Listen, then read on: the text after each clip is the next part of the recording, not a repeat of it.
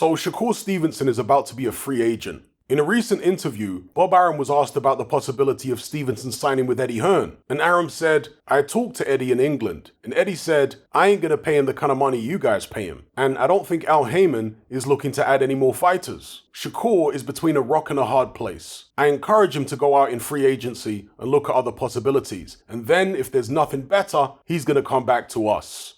Look, Shakur Stevenson is not a big star. I agree on that. And I also agree that a lot of these fighters overvalue themselves. But as talented as he is, and with the potential he has, surely there'd be at least one promoter willing to offer him more money than all the others. Surely at least one of them would feel that they had the promotional skill to do something with him commercially. But according to Bob Arum, that's not the case. You know, sometimes I wonder if some of these promoters are price fixing. Now, if you don't know what price fixing is, the first time I heard the term was many decades ago in the UK, where there was a bunch of different retailers all selling the same football kits for the exact same price. And so various consumer watchdogs caught onto this and said, hang on, you guys are all supposed to be in competition with one another. How can you all be selling the same product for the exact same price in perpetuity? There must be some funny business going on here. You guys must be conspiring behind the scenes to rip off consumers. So investigations were conducted and various companies were reprimanded and fined. And incidentally, the word conspiracy is misused in popular culture today. It's also misused by the mainstream media. They're probably the biggest culprits,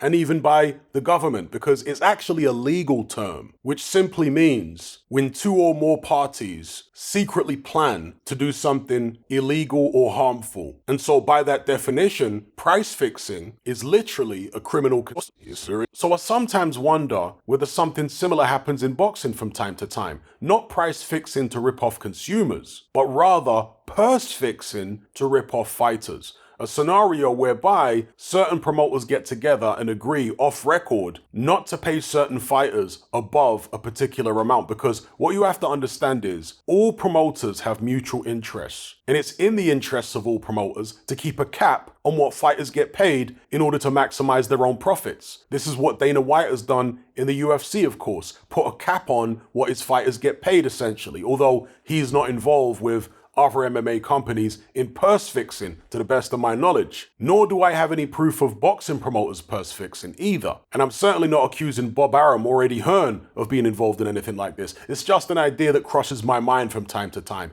especially when I see rival promoters, quote unquote, getting really pally with each other. You do wonder. Anyway, let me know what you guys think about all this in the comments section below. Are you sick and tired of the mainstream mindset? Does the dogmatic conformity and pathological ignorance have you tearing your hair out in frustration?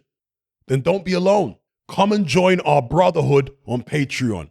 We stand as a beacon of reason against an army of insanity. You'll gain access to my weekly topical podcast, where we take more deep dives than Jacques Cousteau on an endless variety of subjects. There's also videos, interviews, live Q&As, as well as a vast back catalogue of previous episodes, including my popular Confessions of a Nightclub Bouncer series. You can listen via the Patreon app or download in high-quality MP3. Connect with myself and hundreds of other members in our Element chat group. There's no contract, no commitment, you can cancel at any time, and it's cheaper than a Mickey D's McMuffin. Just head to my Patreon page via the link below this video and select the tier called the Brotherhood of Reason. I'll see you over there.